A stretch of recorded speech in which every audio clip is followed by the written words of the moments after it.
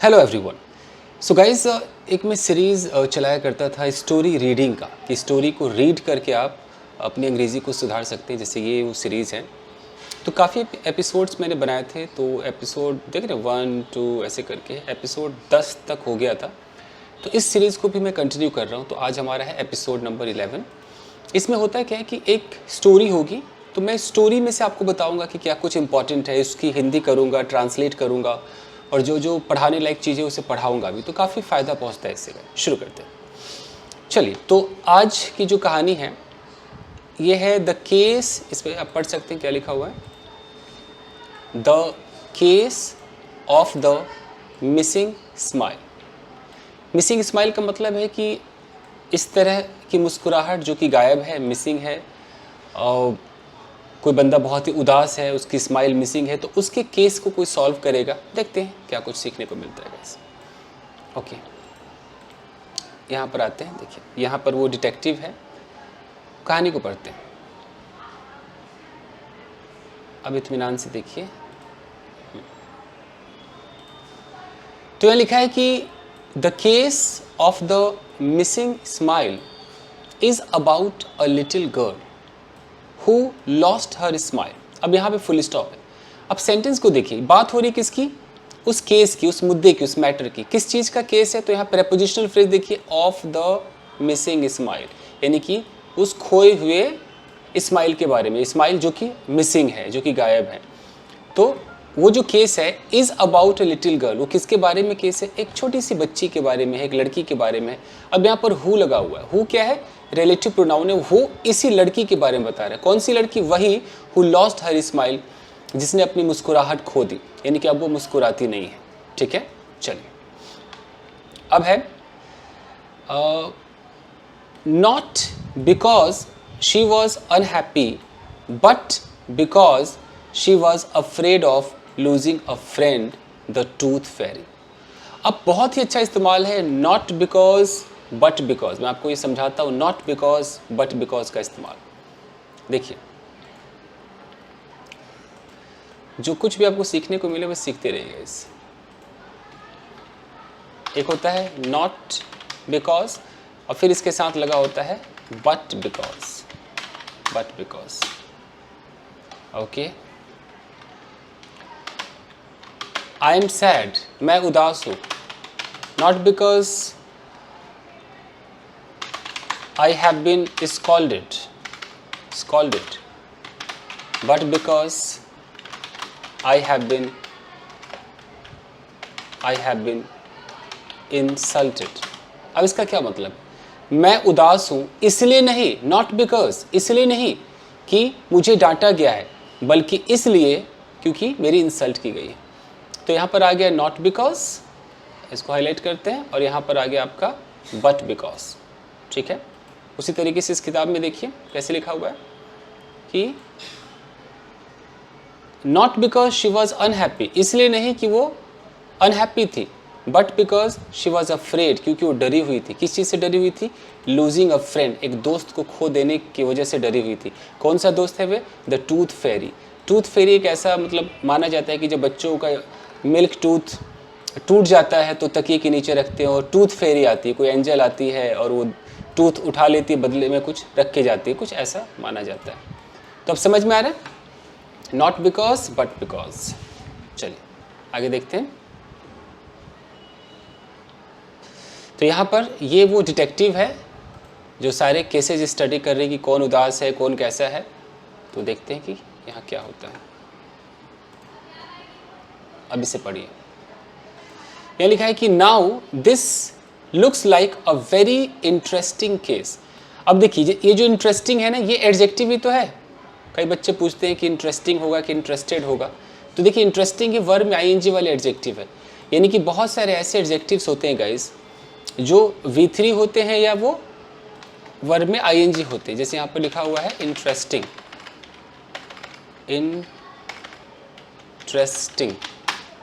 और एक होता है इंटरेस्टेड। ये दोनों ही एडजेक्टिव है। ये आपका V3 वाला एडजेक्टिव है, ये आपका V3 का एडजेक्टिव है। यहाँ पर लिख देता हूँ V3, और ये जो आप देख रहे हैं ये आपका आईएनजी वाला एडजेक्टिव है। दोनों एडजेक्टिव है, ये भी एडजेक्टिव है और जो नीचे वाला है ये भी आपका एडजेक्टिव है। अब कैसे इस्तेमाल करेंगे? अगर मैं कहता हूँ कि दिस बुक इज़, और मैं यहाँ पर आपको दो ऑप्शन देता हूँ, दिस बुक इज़, एक ऑप्शन है इंटरेस्टिंग और एक ऑप्शन है इंटरेस्टेड। क्या लगता है आपको, आप क्या बोलेंगे? दिस बुक इज़ इंटरेस्टेड और दिस बुक इज़ इंटरेस्टिंग। चूँकि एक नॉन लिविंग थिंग है तो ये किताब तो अपने अंदर कोई दिलचस्पी पैदा नहीं करेगा किसी चीज़ में, तो किताब इंटरेस्टिंग हो सकती, किताब इंटरेस्टेड नहीं हो सकता।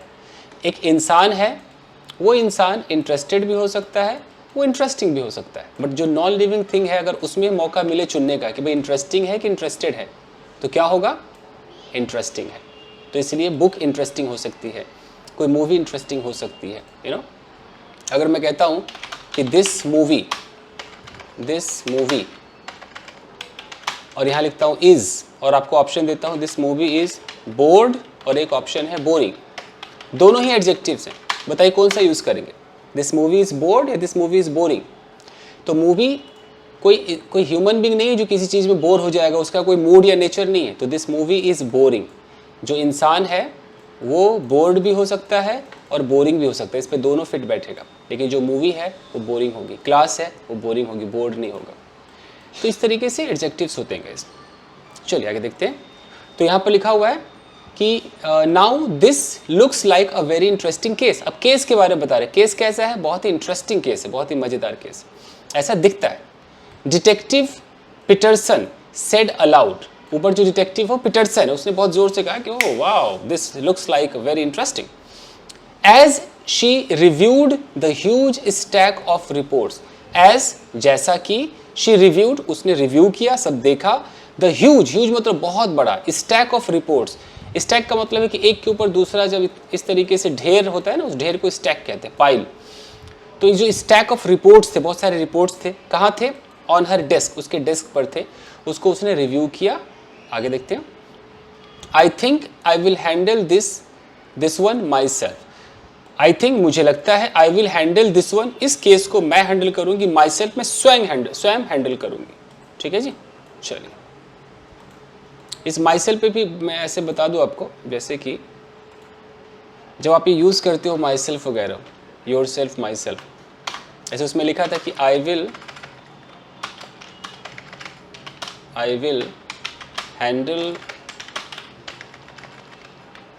Handle this one my self, ऐसा कुछ लिखा हुआ था ना, माई सेल्फ। ठीक है। कई बार क्या होता है कि अगर आपने ऐसा लिख दिया कि आई कुक और यहाँ लिख दिया माई सेल्फ, आपको लगा यार मैं तो खुद ही खाना पकाता हूँ, आई कुक माई सेल्फ, तो इसका पता है मतलब क्या हो जाएगा? इसका मतलब हो जाएगा कि आप यहाँ पर कह रहे हो कि भाई मैं खुद को पकाता हूँ, आई कुक, मैं पकाता हूँ, व्हाट, या कुक का जो व्हाट से आंसर आ रहा है वो आ रहा है माई सेल्फ, तो आपने माई सेल्फ को ऑब्जेक्ट बना दिया, तो ऐसा लग रहा है कि बंदा खुद को पकाता है। तो ये कई बार आपको गलत इंग्लिश भी सिखा देता है माई सेल्फ, योर सेल्फ, तो इसका ख्याल रखना है कि आपको वर्ब के तुरंत बाद आप यूज़ नहीं कर सकते, वो ऑब्जेक्ट माना जाएगा। जैसे अगर मैं कहता हूँ उसने खुद को ही घायल कर लिया, तो कैसे बोलेंगे? She injured her self. तो यहाँ हर सेल्फ का मतलब है कि खुद को घायल कर लिया। तो लेकिन जहाँ पर हमें ऐसा बोलना होता है कि यार मैं खुद इस काम को करूँगा, तो आप ऑब्जेक्ट के बाद हर सेल्फ माई सेल्फ लगाओ, जैसे कि I will do this work. अब यहाँ पर देखो, डू हमारा वर्ब है, दिस वर्क एक ऑब्जेक्ट है, अब लगा सकते हो I will do this work my self. अब सही है कि मैं खुद इस काम को करूँगा, अब करेक्ट है। अच्छा, अगर आपको मान लो कि आई कुक बोलना है और कोई आपको चीज़ लगाना नहीं है, कोई ऑब्जेक्ट नहीं लगाना है, कुक फूड या कुछ ऐसा नहीं, लेकिन आपको my self, your self, her self लगाना है, तो फिर आप बाई लगा दो, I cook by my self, तब सही हो सकता है। छोटी छोटी बातें हैं। चलिए, ये हो गया। अब आगे बढ़ते हैं। ये वो पीटरसन है। चलिए, अब लिखा है after several minutes of searching. देखिए, बहुत सारे मिनट्स के बाद, किस चीज़ के minute? Searching through the official tooth Pheri records. Tooth Fairy के पूरे रिकॉर्ड को चेक कर रही होगी जो पीटरसन है, जो लड़की लग रही है, लड़की है ना, लड़का है, पता नहीं लड़की है लड़का है, लड़की लग रही है, व्हाटएवर, जो भी डिटेक्टिव है पीटरसन। तो पीटरसन ने जो भी चेक किया टूथ फेरी के रिकॉर्ड को चेक किया, तो उस चेक करने के कुछ मिनट बाद लड़की है, लड़की है। शी फाउंड, उसने पाया, what she was looking for. अब यहाँ ध्यान से देखिए, she found what she was looking for, ये वट क्या है, ये वट क्या है, she found what she was looking for. इस तरह के सेंटेंसेस बहुत प्यारे होते हैं, देखिए इसको guys, सीखते रहिए। जैसे मैं कह रहा हूँ, मुझे मिला, आई फाउंड वट, क्या मुझे मिला, कुछ तो मिला होगा। तो मैं यहाँ पर ऐसे भी कह सकता हूँ कि I found a toy, I found a toy, मुझे खिलौना मिला। तो ये मेरा जैसे ये अ टॉय क्या है, एक ऑब्जेक्ट है, यू नो, ऑब्जेक्ट है। तो कई बार ऑब्जेक्ट ना बड़े होते हैं, जब वो बड़े हो जाते हैं तो कैसे होते हैं, ऑब्जेक्ट थोड़ा सा बड़ा होगा तो वो बन जाएगा आपका नाउन फ्रेज, नाउन फ्रेज। जैसे मैं बोलूँ कि I found a toy lying on the floor. अब यहाँ पर a toy lying on the floor, ये मेरा नाउन फ्रेज है, पूरा का पूरा फ्रेज हो गया।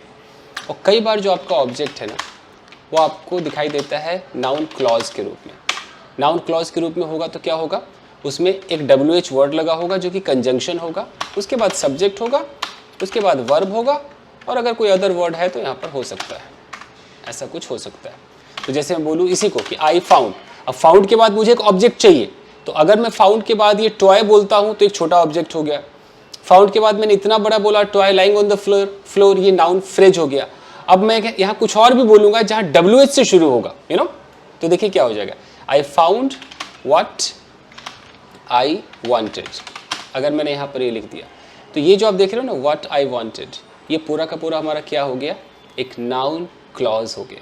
काम किसका कर रहा है, ऑब्जेक्ट का कर रहा है। कैसे पता चलेगा, आई हमारा सब्जेक्ट, फाउंड हमारा वर्ब, इससे पूछिए क्या मिला, आई फाउंड व्हाट का जवाब आ रहा है ना, व्हाट आई वांटेड। तो ये WH वर्ड एक कंजंक्शन है, ये सब्जेक्ट है, ये वर्ब है। कंजंक्शन सब्जेक्ट वर्ब, कम से कम इतना भी मिल गया वो क्लॉज कहलाता है। ठीक है जी। जैसे अगर मैं आपसे कहता हूँ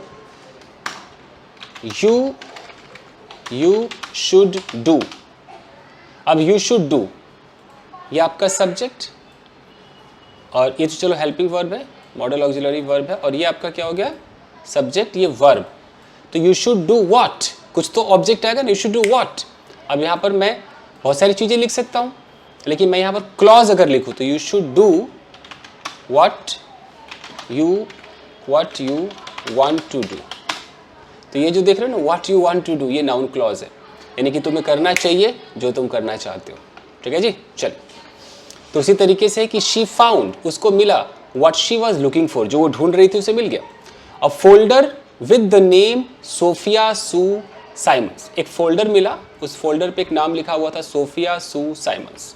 ठीक है, चल आगे देखते हैं, फटाफट करते हैं। ये वो पीटरसन लड़की है जो डिटेक्टिव है। Detective Peterson mumbled as she studied the file, जैसे उसने फाइल को पढ़ा उसने ऐसे मन में बुदबुदाया, ऐसे मम्बल किया। आगे देखें। ये बुक अगर आपको चाहिए तो मैं ये अपने टेलीग्राम चैनल पे ये किताब ही डाल देता हूँ, जिसका नाम है टेलीग्राम चैनल का चंदन सिंह ऑफिशियल, वहाँ से बुक ले लीजिएगा, आप खुद भी पढ़िएगा।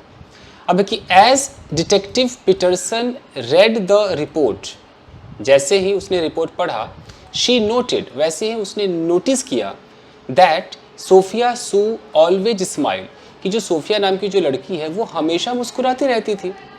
From the time she got out of bed, उस पॉइंट से जब वो बिस्तर से बाहर निकलती थी। देखो जैसे मैं बोलूँ कि मैं ऐसा करता था, मुझसे प्यार करती थी, इसको 20 सेकंड में बोल सकते हैं आप। इसको बोलने के 3 स्टाइल होते हैं। वर्ब का सेकंड फॉर्म आप यूज्ड टू लगा सकते हैं, आप वुड लगा सकते हैं। V2 में दिया है कि फ्रॉम द टाइम, उस पॉइंट से वो मुस्कुराती रहती थी, she got out of the bed, जब वो बिस्तर से बाहर निकलती थी, टू द टाइम, फिर उस पॉइंट तक वो मुस्कुराती रहती थी, she went back to bed, जब वो बेड पे वापस जाती थी। समझ रहे हो, शी स्माइल, वो मुस्कुराती रहती थी। In fact Sophia Sue never seemed to stop smiling, कभी उसको देखकर ऐसा नहीं लगता था कि वो मुस्कुराना जो है स्टॉप कर देती थी। ये जो आप सीम देख रहे हो ना, सीम के बगल में टू के बाद यहाँ पर ये जो आप देख रहे हो ना, ये वर्ब यहाँ पर है। मैं आपको ये भी थोड़ा समझाता हूँ क्यों है ये। देखिए, सीखते रहिए गाइस। जैसे अगर यहाँ पर एक लड़की है, अगर मैं सिर्फ इसके स्टेट ऑफ बीइंग की बात करूं कि इस लड़की को देखकर ऐसा लगता है कि लड़की खुश है, तो मैं ये कह सकता हूं कि शी सीम्स, यहाँ टू बी लगाया और टू बी क्या कर दिया, हैप्पी कर दिया। तो मैंने टू के बगल में ये जो बी लगाया, ये स्टेट ऑफ बीइंग का एक्चुअली वर्ब है, स्टेट ऑफ बीइंग का ये वर्ब है। इसमें एक्शन होता हुआ नहीं दिखता है, इसमें स्टेट दिखता है कि वो खुश है। लेकिन अगर मैं ऐसा बोलूँ कि इसको देखकर लगता है कि रोज़ मुस्कुराती है, अब मुस्कुराना तो एक एक्शन हो गया। इसको देखकर लगता है कि रोज़ खाती है, खाना तो एक एक्शन हो गया। अब इसको कैसे बोला जाएगा, तो हम बोल सकते हैं कि शी सीम्स टू, अब वो एक्शन लगा दो, she seems to laugh, she seems to smile, she seems to eat, ऐसा कर दो। तो टू के बगल में आपको वर्ब का बेस फॉर्म लगाना है, ये वर्ब आपका एक्शन दिखाने वाला वर्ब। तो इसको देखकर लगता है कि क्या था कि ये कभी हंसना स्टॉप नहीं करती है। सोफिया अच्छा, never seemed to stop smiling, past है कि उसे देखकर कभी लगता ही नहीं था। शी नेवर सीम्ड, क्या नहीं लगता था कि वो हंसना स्टॉप कर देती है, मुस्कुराना छोड़ देती है, टू स्टॉप स्माइलिंग ऐसे। तुम्हें देखकर लगता नहीं है कि तुम पार्क नहीं जाते हो, you don't seem to go to park, इस तरीके से। ठीक है जी, आगे चलिए, ये हो गया। आगे बढ़ते हुए अब इसको पढ़ते हैं। देन 2 days ago, 2 दिन पहले, सोफिया सू स्टॉप्ड स्माइलिंग, यानी कि 2 दिन पहले उसने मुस्कुराना छोड़ दिया। ये जो आप स्टॉप देख रहे हो ना, तो स्टॉप बोलेंगे तो बगल में आपको ये जेरेंड लगाना पड़ता है, स्टॉप्ड कुकिंग, स्टॉप्ड ईटिंग, ऐसे। वाई, ऐसा क्यों उसने स्टॉप कर दिया? डिटेक्टिव पीटरसन वंडर्ड, वंडर का मतलब सोच में पड़ जाना, अजीब सा सरप्राइज हो जाना, वो एकदम सोच में पड़ गई। आई मस्ट फाइंड आउट, मुझे एकदम पता लगाना ही चाहिए, and get Sophia Sue's smile back, और उसकी स्माइल को वापस लाना ही चाहिए। She said to herself, उसने खुद से कहा। क्लियर है यहाँ तक? चलो आगे देखते हैं। फाइन, अब चलो यहाँ पे आते हैं। She searched through the file, उसने पूरे फाइल में सर्च किया, बट कुडंट फाइंड एनीथिंग, उसे कुछ भी ऐसा नहीं मिला that could have caused Sophia Sue to stop smiling all of a sudden। ये जो could have के साथ जो थर्ड फॉर्म है, ये क्या कहना चाह रहा होगा, मैं आपको समझाता हूँ। could have के साथ थर्ड फॉर्म कौन सा काम करता है, सीखिएगा इससे। देखिए यहाँ देखते हैं, could have के साथ अगर वर्ब 3 आ जाए तो ये 2 काम करता है। एक तो दिखाता है कि आप बोलो, जैसे आप यहाँ पर हो और यहाँ पर हो, और यहाँ एक लड़की है, आप यहाँ पर खड़े हो, और कुछ गुंडे जो हैं वो लड़की को परेशान कर रहे थे, छेड़ रहे थे। कल की बात है, ये कल की बात है, परेशान कर रहे थे। अगर आप थोड़ी हिम्मत दिखाते, चाह जाते, तो शायद आप इस लड़की को बचा सकते थे, आपने नहीं बचाया। अब आप घर आकर किसी को कहानी सुना रहे हो कि यार आई could have saved her life, मैं उसकी जान बचा सकता था, या मैं गुंडों को पीट सकता था। I could have beaten the guns, ठीक है। तो इस कुड हैव का मतलब है कि मैं ऐसा कर सकता था, एकदम पॉसिबल था, पता नहीं क्या हो गया यार मुझे, यानी रिकॉर्ड हो रहा है ना, आई थिंक रिकॉर्ड हो रहा है, ठीक। कुड हैव का एक और मतलब होता है गाइस, आपको पता है कि मॉडल्स ऑफ स्पेकुलेशन, डाउट दिखाने वाले जो मॉडल है, शक गेसिंग करने वाले जो मॉडल है, वो होते हैं आपके माइट है, मतलब माइट होते हैं, माइट में आप मस्ट भी लगा सकते हैं, आप इसमें कुड भी लगा सकते हैं, वुड भी लगा सकते हैं।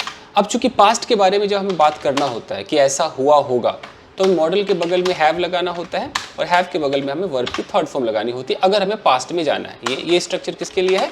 पास्ट टाइम के लिए, पास्ट टाइम के लिए। तो अब इन सब से मैं कह सकता हूं, तो अगर मैं बोलूं कि शायद इसने उस लड़की को छेड़ा होगा, तो मैं भी कह सकता हूं कि he might have molested that girl। मैं ये भी तो कह सकता हूँ ना कि he may have molested that girl। मैं ये भी तो कह सकता हूँ कि पक्का छेड़ा होगा तो he must have molested that girl। लेकिन ये could भी ये फीलिंग देता है। अगर मैं कहता हूँ कि he could have, ध्यान दीजिएगा, he could have molested that girl, इस कुड का भी ये मतलब है कि शायद उसने उस लड़की को छेड़ा होगा, लेकिन कुड एक और मतलब देता है कि उस लड़की को छेड़ सकता था। तो लोग कंफ्यूज हो जाते हैं। एक कुड हैव दो मीनिंग यहां पर कन्वे कर रहा है, लोग समझ नहीं पाते। इसलिए जब मैं भी अपने स्टूडेंट्स को सिखाता हूं ऑनलाइन, तो ये सब जल्दी नहीं सिखाता हूं, क्या तो बाद में सिखा दूंगा, क्योंकि उस वक्त वो बंदा कंफ्यूज होगा। वो सोचेगा पता नहीं यार क्या कर रहा है ये टीचर, कभी कुछ बोलता है, कभी कुछ बोलता है। मैं कुछ नहीं बोलता है, चीज़ें इतनी सारी हैं। तो जब एडवांस लेवल पे जाते हैं तब ये सीखा जाता है। इसलिए अगर मैं स्पेकुलेशन सिखाता हूं तो मे, माइट, मस्ट, मैं कुड और वुड को छोड़ देता हूं। अब मैं इसी को यहां पर ऐसे भी कह सकता हूं कि he would have molested that girl. इसका भी मतलब है कि शायद उसने उस लड़की को छेड़ा होगा, लेकिन इसका एक और मतलब होता है कंडीशनल थर्ड, कि उसने उस लड़की को छेड़ दिया होता। तो कंफ्यूज हो जाएंगे आप, इसलिए मैं जल्दी ये नहीं बताता हूँ, बट यहाँ पर सेम मतलब है। तो यहाँ लिखा है कि बट कुडंट फाइंड एनीथिंग, कुछ भी ऐसा नहीं मिल सका, दैट कुड हैव कॉज्ड, जिसने कॉज किया होगा। देख रहे हो, किया होगा, कर सकता था नहीं, किया होगा सोफिया सू को to stop smiling all of a sudden, अचानक से स्माइल रोकने का जो कारण बना होगा ना, कुछ तो ऐसा है जो कारण बना होगा, वो ढूंढ नहीं पाई वो। ठीक है जी, चलिए आगे देखिए।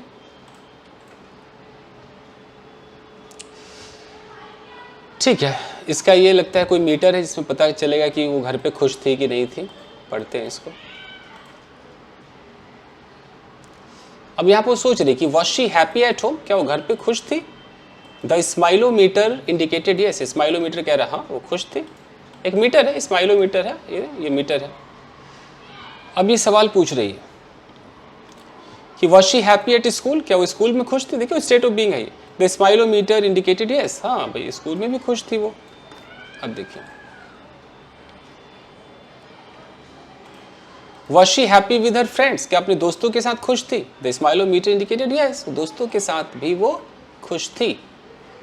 तो क्या प्रॉब्लम है। Everything that detective Peterson found indicated that Sophia Sue was happy and that she should be smile. कितना सारा दैट हो गया, क्या इसका मतलब है। देखो एवरीथिंग, अब एवरीथिंग के बाद यहाँ जो लिखा है कि दैट डिटेक्टिव पीटरसन फाउंड, और यहाँ इंडिकेटेड।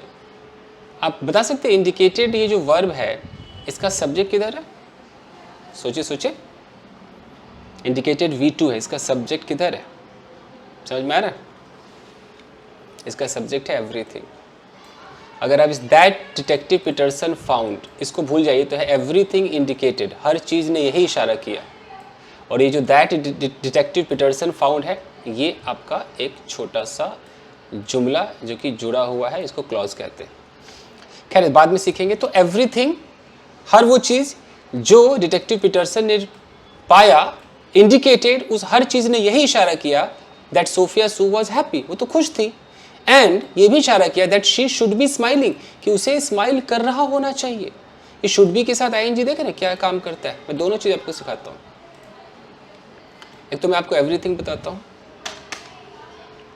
ग्रामर का रूल है कि जब आप एवरीथिंग, एनीथिंग, नथिंग, जितने भी थिंग वाले जब आप इनका इस्तेमाल करते हैं तो इसके बाद जब आपको लगाना पड़ता है रिलेटिव प्रोनाउन, जो रिलेटिव प्रोनाउन आपको लगाना होता है वो विच या हु नहीं आता, वो दैट आता है। ठीक है, तो मैं बोलूँ कि हर चीज़ जो मैं चाहता हूँ तो मैं कैसे बोलूँगा एवरीथिंग। अब मैं विच आई वांट नहीं कह सकता, everything that I want is available here, available here. हर वो चीज़ जो मैं चाहता हूँ यही मौजूद है, अवेलेबल हियर। तो एवरीथिंग के बाद देख लो दैट आ रहा है, और दैट आई वांट ये जो आप देख रहे हो ना, ये मेरा क्लॉज है, ये बीच में मैंने क्लॉज जोड़ दिया। ये एडजेक्टिव का काम करता है, रिलेटिव प्रोनाउन से ही बनते हैं। तो देखो छोटे बच्चों की किताब में भी सारी चीज़ें होती हैं। तो एवरीथिंग के साथ आपको दैट लगाना है। फिर क्या था कि अगर शुड बी है, शुड बी के साथ अगर वर्ब में आईएनजी है तो इसका मतलब क्या होता है, इसको भी समझिए। ये वीडियो अगर आपने पूरा देख लिया तो बहुत नॉलेज मिला होगा। अगर आप शुरू में भागे कि पता नहीं क्या पढ़ा रहा है तो बस आपकी कुछ समझ में नहीं आएगा। देखिए शुड बी के साथ आईएनजी क्या होता है कि मान लीजिए कि एक लड़की है और ये लड़की अभी एक प्रेजेंट टाइम में, present time, this is the present time, और प्रेजेंट टाइम में अभी ये टीवी देख रही है। ये इसका टीवी है, टीवी देख रही है। ओके, इसकी माँ आई और माँ ने बोला व्हाट आर यू डूइंग? मम्मा टीवी देख रही हूँ, आई एम वॉचिंग टीवी। माँ कह रही पागल टीवी देख रही, तुझे इस वक्त पढ़ रहा होना चाहिए। तो तुझे पढ़ रहा होना चाहिए, अगर मैं बोलूँ कि तुझे बेटा बेड पर होना चाहिए, कमरे में होना चाहिए, तो मैं क्या बोलूँगा? You should be. और शुड बी के बाद मैं क्या बोलूँगा? तुझे कमरे में होना चाहिए, you should be in the room. तुझे बेटा पोलाइट होना चाहिए, यू शुड बी पोलाइट। तो जैसे पोलाइट होना चाहिए, कमरे में होना चाहिए, वैसे ही तुझे ये एक्शन करता हुआ होना चाहिए। तो यू शुड बी तो आपको लगाना ही पड़ेगा, you should be, you should be. अब उस एक्शन को, ये एक्शन करता हुआ होना चाहिए, तो अभी वॉचिंग कर रही है उसको, तो पढ़ाई कर रहा होना चाहिए। पढ़ाई मतलब studying, you should be studying. तुझे पढ़ाई कर रहा होना चाहिए, तुझे टीवी देख रहा नहीं होना चाहिए। अभी जो तेरा वॉचिंग चल रहा है, वॉचिंग नहीं होना चाहिए। तो क्या होगा? You should not be watching TV, you should be studying. Clear है जी? चलो जी आगे देखते हैं। आगे बढ़ते हुए, अब इस तरह की वीडियोस में रोज तो नहीं ला सकता, हफ्ते में 1 आध 2 दिन ही ला सकता ना, लंबा ये बिग हो जाता है ना, पढ़ाते रहो। चलिए, the detective checked with the dentist and everything was fine. देखो एक होता है चेक्ड, एक होता है चेक्ड विद। चेक्ड विद का मतलब होता है जब आप किसी से कंसल्ट करते हैं तो चेक्ड विद, आप ये पूरा इसको फ्रेजल वर्ब मान लीजिए लगा सकते हैं। तो जो डिटेक्टिव है उसने कंसल्ट किया डेंटिस्ट से एंड एवरीथिंग वाज फाइन, सब कुछ ठीक था। आगे देखिए, यहाँ पढ़ते हैं। The detective checked with Tooth Fairy Central. Tooth Fairy के भी वहाँ भी चला गया होगा। All of Sophia Sue's baby teeth had fallen out. तो जितने भी सोफिया के जो बेबी टीथ थे, जो दूध वाले दांत होते हैं, सब बिल्कुल बाहर निकल गए थे। बीन कलेक्टेड, सबको कलेक्ट कर लिया गया था एज स्केड्यूल, जैसा स्केड्यूल हुआ था। एंड रिप्लेस्ड, उसको रिप्लेस भी कर दिया गया था with new extremely pretty permanent teeth. नए बहुत ही प्यारे और परमानेंट दांतों से सबको रिप्लेस कर दिया गया था। वहाँ से भी पता चल गया डिटेक्टिव को कि भाई अब क्यों उदास है, वो सब कुछ तो हो गया। अब देखिए, डिटेक्टिव पीटरसन चेक्ड एवरीथिंग, हर चीज चेक की, but she couldn't find anything. उसे कुछ भी ऐसा नहीं मिला। दैट, देखिए एनीथिंग समथिंग के बाद दैट आता है, विच नहीं आता। देखिए दैट कुड कॉज सोफिया, जो सोफिया को कर सकता था स्माइल स्टॉप करने में, जो ये कर सकता था, वो उसको नहीं मिला। चलिए आगे देखते हैं। अब फटाफट खत्म करना पड़ेगा, इस लेट हो रहा है। There was only one choice left, सिर्फ एक ही जो चॉइस था वो बचा हुआ था। Detective Peterson had to visit Sophia Sue. Sophia Sue के घर उसको जाना था, यही एक चॉइस बचा था कि वो जाएगा। देखो हैव टू का हैड टू हो गया पास्ट के लिए। And see what she could do, और ये देखना था कि वो क्या कर सकती थी। एक्चुअली यहाँ पर सब कुछ ना प्रेजेंट का पास्ट दिखा रहे हैं, इसलिए जहाँ कैन होना चाहिए वहाँ कुड आ रहा है, जहाँ हैव टू होना चाहिए वहाँ हैड टू आ रहा है। चलिए,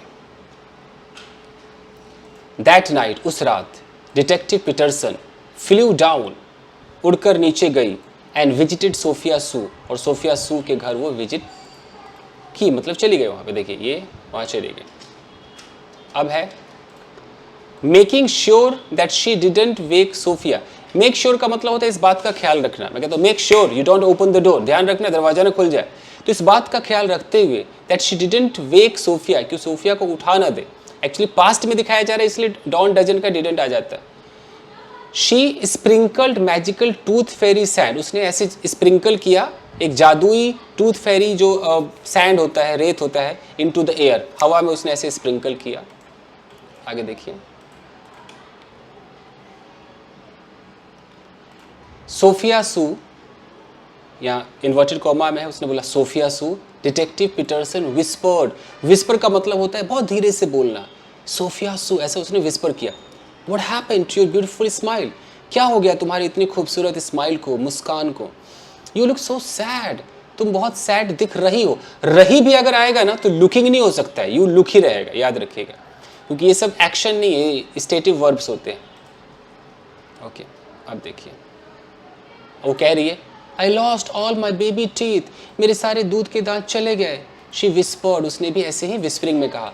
now the tooth fairy doesn't have any reason to visit me. देखो tooth fairy third person singular, doesn't have का इस्तेमाल आया है, डजंट हैव, उसके पास कोई रीजन नहीं है मेरे पास आने का। टूथ फेरी नहीं आएगी मेरे पास, इसलिए उदास है। Oh I understand, detective Peterson whispered between smiling lips, मुस्कुराते हुए उसने विस्पर किया, मैं समझ सकती हूँ। The truth fairy will always be in your heart, वो हमेशा तुम्हारे दिल में रहेगी। So you can wipe that silly frown off your pretty face, frown का मतलब जो गुस्सा है, जो अनप्लेजेंट चीज़ें चेहरे पर है, उदासी है, उसको हटाओ।